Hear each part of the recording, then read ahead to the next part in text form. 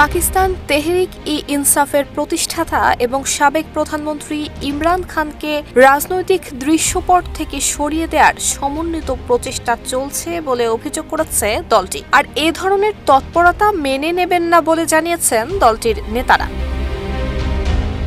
বিবৃতিতে পিটিআই জানিয়েছে, রাজনৈতিক ষড়যন্ত্রের জাল এতটাই বিস্তৃত যে এখন মাইনাস ইমরান পরিকল্পনার আলোচনা ফের জোরালো হচ্ছে। ফলে জাতীয় রাজনীতি এবং পিটিআই এর ভেতরে উত্তেজনা যেন বেড়েই চলেছে। খাইবার পাখতুনখাওয়ার প্রধানমন্ত্রী এবং পিটিআই নেতা আলী আমিন গান্দাপুর অভিযোগ করেছেন, গভর্নর শাসন জারি করে প্রদেশে দমন নীতি চালানো হচ্ছে। এর মাধ্যমে দলের প্রধান নেতা ইমরান খানকে রাজনীতি থেকে সরানোর পায়তারা চলছে বলেও দাবি করেন তিনি। পিটিআই মুখপাত্র শেখ ওয়াক্কাস আকরাম আরও এক ধাপ এগিয়ে বলেছেন, ক্ষমতাসীন পাকিস্তান মুসলিম লীগ নওয়াজ নেত্রী আজমা বুখারী এবং তার ঘনিষ্ঠরা দলের অভ্যন্তরে ভাঙন ধরাতে প্রাসাদ ষড়যন্ত্রে লিপ্ত হয়েছেন।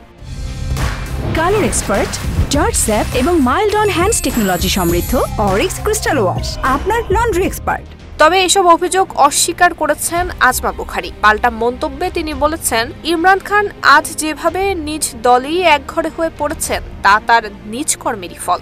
যিনি একসময় নওয়াজ শরীফকে রাজনীতি থেকে সরাতে চেয়েছিলেন তাকেই আজ নিজের দল থেকেও বিচ্ছিন্ন হতে হচ্ছে। বর্তমানে কেন্দ্রীয় পর্যায়ে পিটিআই ৩ ভাগে বিভক্ত। খাইবার পাখতুনখাওয়াতেও রয়েছে ৩টি ভিন্ন গোষ্ঠী, একটি জুনায়েদ আকবরের নেতৃত্বে, একটি আতিফ খানের অধীনে এবং অপরটি বিদ্রোহী সদস্যদের নিয়ে গঠিত। Desk report, Dhaka post.